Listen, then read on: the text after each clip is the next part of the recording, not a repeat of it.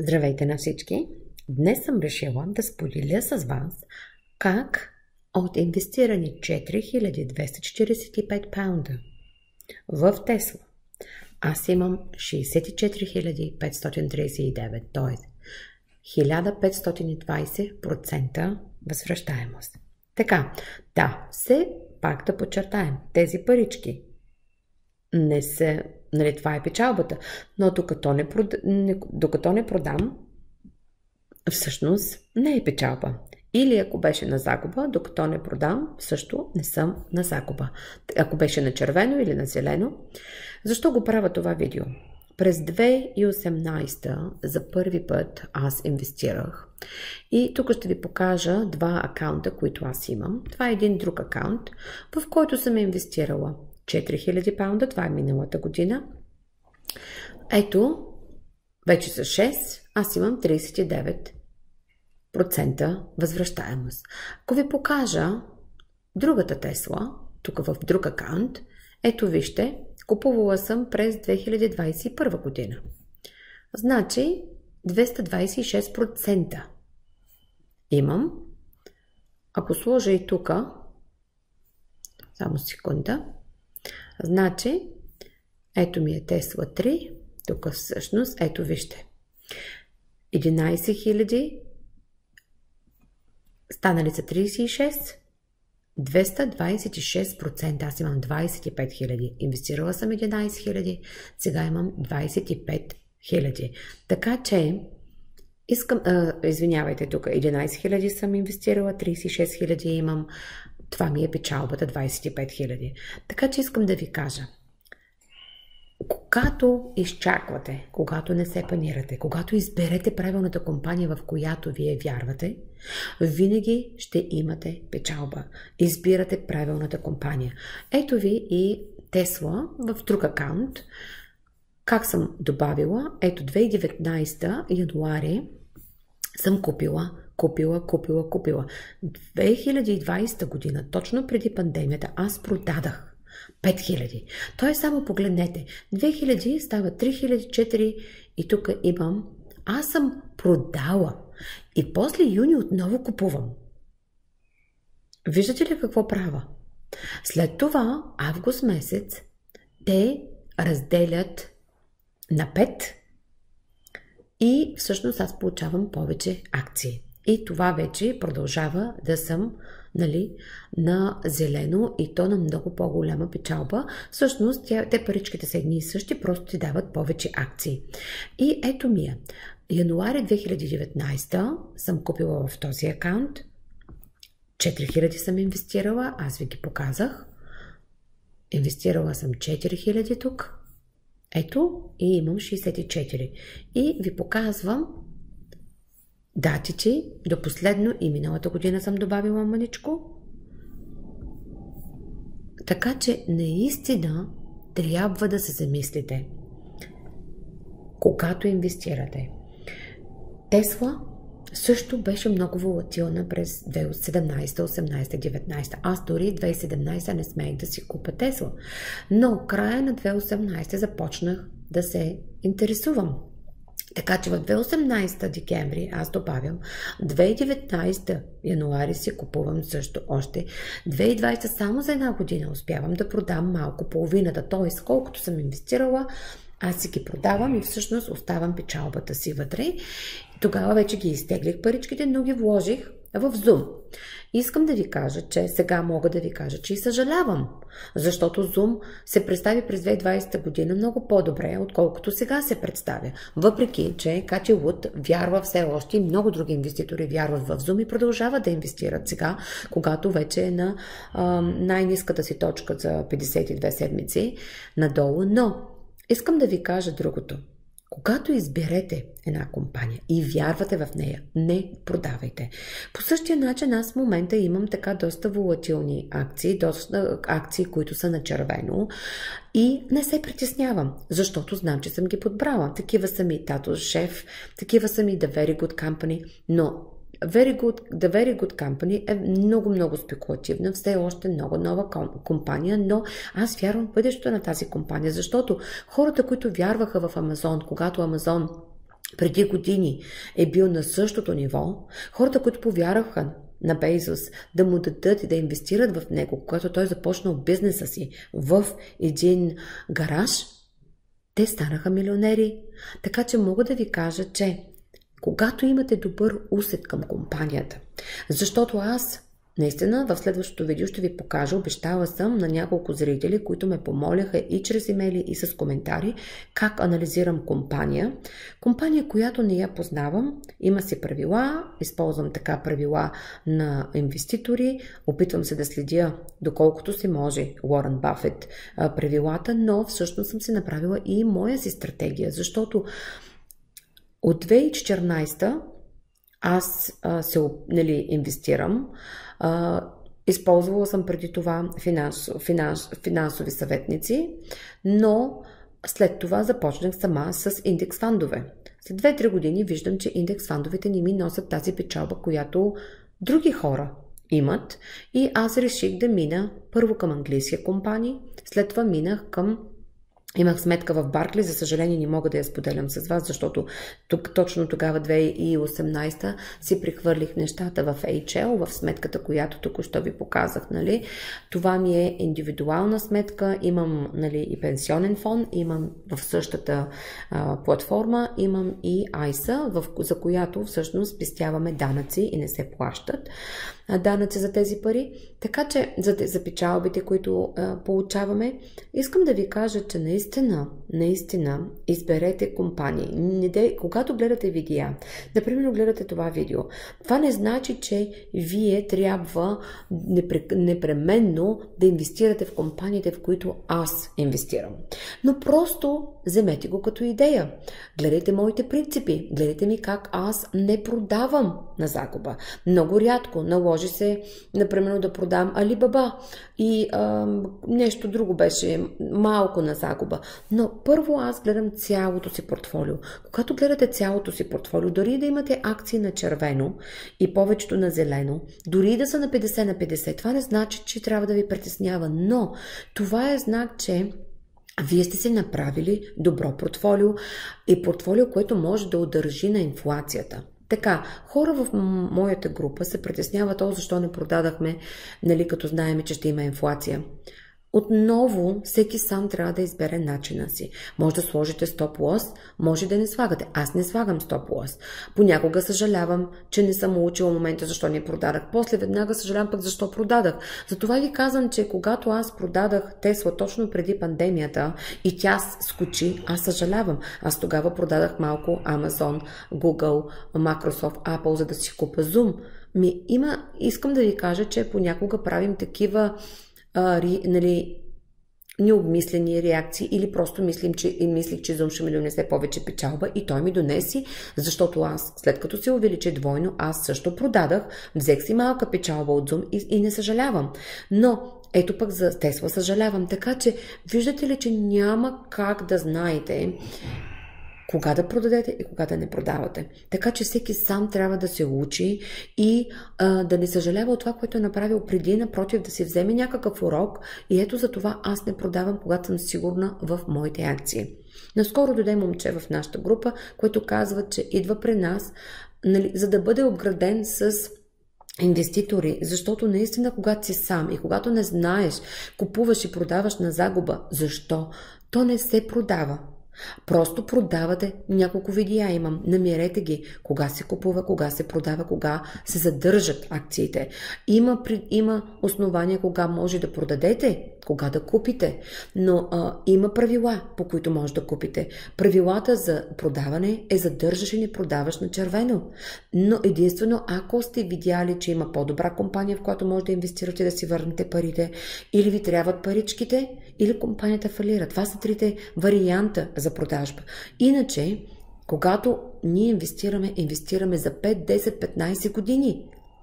И ако има такива волатилни моменти на такива неприятни червени пазари, като в момента, от няколко месеца, това не означава, че пазара винаги ще бъде, дори 2022 година, да бъде червен пазара.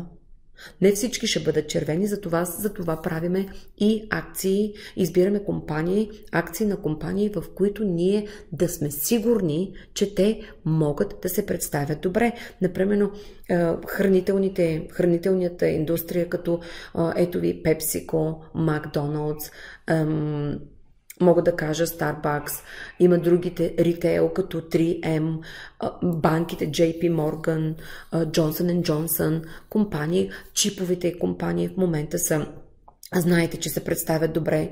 Аз в момента бих инвестирала много във Фейсбук. Аз имам така много големи инвестиции във Фейсбук, във всичките си сметки, както моите, така и на дъщеря ми. Така че искам да ви кажа, че Фейсбук и Google, аз ги го казвам много, много отдавна и в моята група. В момента те са на много добра стойност и могат да се инвестира. Дори ето Google падна малко, който има възможност да се добавя, защото първо Facebook, знаете, говориме за Metaverse, значи говориме за Вселената, метавселена, която това е бъдещето. Google също започва да инвестира нататъка, но в групата ми беше предложено, например, да разгледаме индийски акции. Аз, ето, както в Китай не съм много сигурна, така и в Индия не съм много сигурна. Затова предпочитам да играя на по-сигурните страни в Европа, в Канада, в Австралия, в Америка, в UK, но ето, има много хубави новини. Google инвестира в Индия по този начин. Ето, чрез Google, когато аз инвестирам в Google, все едно съм инвестирала и в Индия. Така че наистина трябва да намерите начин, вашия собствен начин, но не се поддавайте да продавате по време на паника. Понякога, в повечето случаи, пазарът е в такова състояние от инвеститори, които се планират и продават по време на паника. Те се притесняват, че ще загубят повече и повече пари. Някои от тях няма да се върнат на пазара, някои ще се върнат след известно време, например като момчето, което дойде при нас. Не споменаваме имена, няма да споменаваме имена. В момента прави много портфолио. Това значи, че той лека по лека си избира.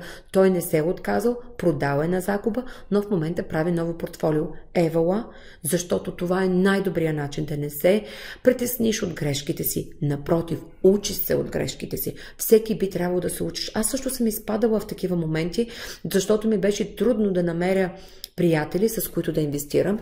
Моята приятелка, с която се запознах в курсове за трейдинг, тя избра друга стратегия и ние не можехме много да обменяме информация. Аз избрах моя си стратегия. В момента тя се обажда и иска съвети от мен. Защо? Защото тя видя, че моята стратегия е по-добрата, когато аз задържам дългосрочно и съм на печалба.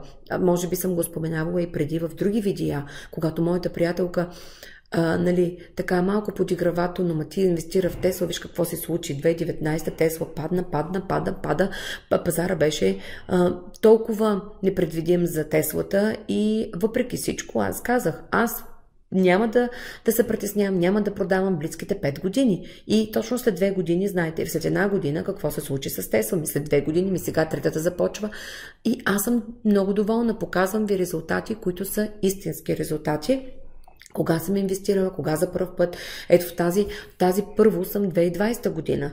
Те са няколко сметки. Тук преди малко аз ви показах няколко сметки. Една е на дъщерята, другите 2 са мои, в които аз имам Тесла.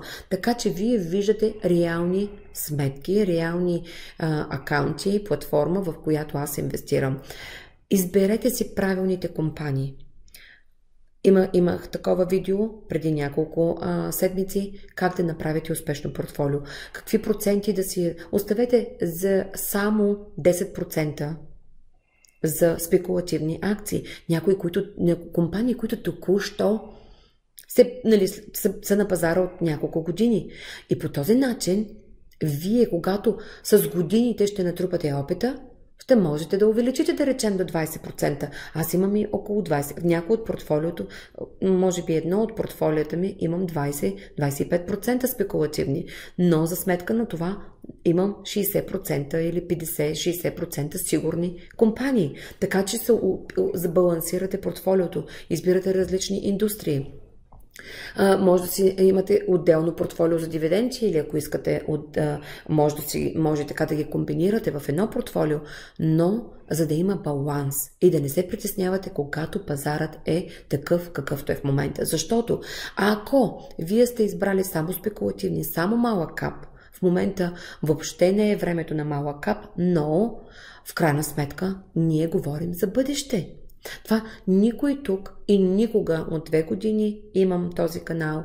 2 години ще станат специално за акции, говорим от март, няма точно 2 години, но близко 2 години.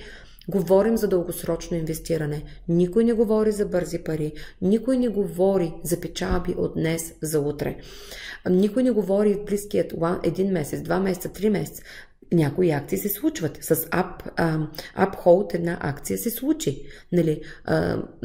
Точно за 2 месеца и след това пак започна да пада. Но отново аз съм на печалба, защото хванах момента в началото. Но не винаги може да прецените, когато видите акция, да реагирате, да имате парички достатъчно. Не забравяйте също да имате и достатъчно пари в кеш. Винаги, за да може да инвестирате. Ето, Google в момента е 2007, около 2700. Теслата може да падне малко повече. Стигна до 1200 минут седмица, сега падна под 1000. Мисля, че е момент хора, които искат да инвестират и вярват в Тесла и се съжалявали. Миналата година, когато бяха 500, аз я препоръчвах. В моята група има хора, които я харесват и които не я харесват. Затова говорим, че всичко е индивидуално. Никой не може да сочи пръсти да каже Антоанета, така и така, ама аз те послушах тебе. Винаги казвам в тези видеа, аз не съм финансист, отдолу в description напише аз не съм финансист. Тези видеа се правят информативно, споделям моето мнение и всеки има глава на раменете да избере правилните компании, които те желаят. Имам група, в която давам идеи, но отново казвам, всеки сам трябва да избере правилната компания. Имам приятели, на които направо ми дават техните си девайсчета за платформите, то ни избира ни направи ни портфолио. Има хора, които ми имат голямо доверие.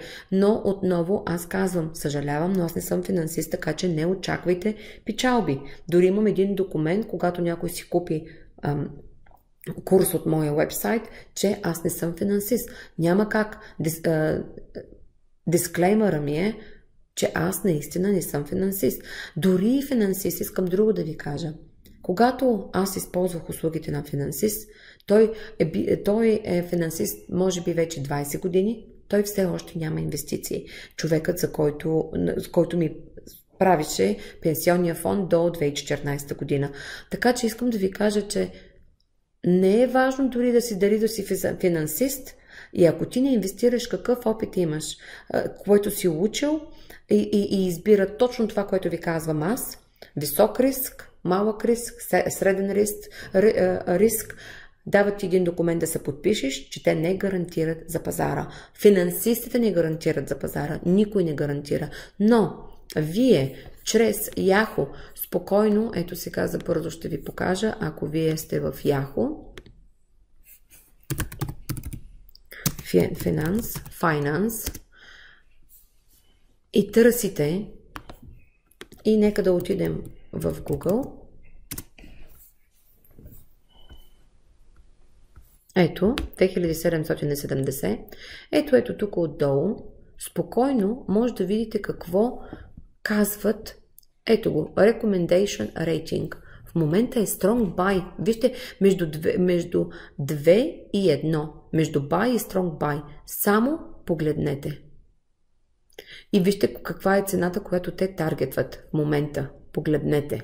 Значи, ако отидем на Apple или на Facebook, по същия начин. Така може да се проверявате, въпреки че аз не се съобразявам с това, което те казват, но ето отново е между Strong Buy и Buy. Ако отидеш с тези компании, няма да сгрешите никога. Ако отидете в Meta на Facebook, така,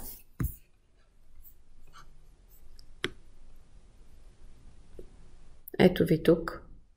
Знаете, че това е бъдещето. По същия начин. Това е бъдещето. знаете за метавселената, говорим за метавърс, така че наистина замислете се къде и как инвестирате.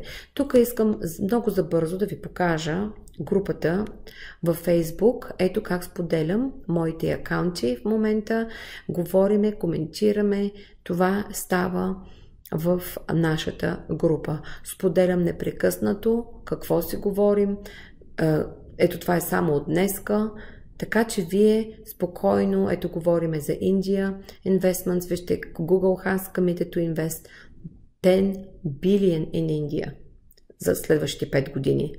10 милиарда. Така че ето показвам портфолия.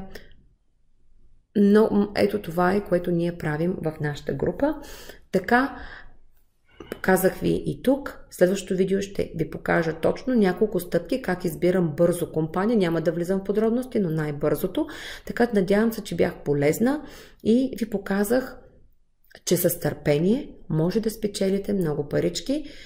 Аз много се радвам, че 4000, имам 68, те предния месец бяха и повече, всъщност, нали, просто виждате, че пазарът е волатилен, стига се до 84, до 94, зависимост, когато беше на 1200 Тесла, в момента Тесла, да погледнем в момента на записването на видеото, Тесла е 1058, така че преди да започна беше 997, миналата седмица беше 1200, стигна в миналия понеделник, така че когато съм свалила Теслата, мисля, че сега ще погледнем, Теслата е била, дали ще видим тук на снимката, не мога да погледна, 1026.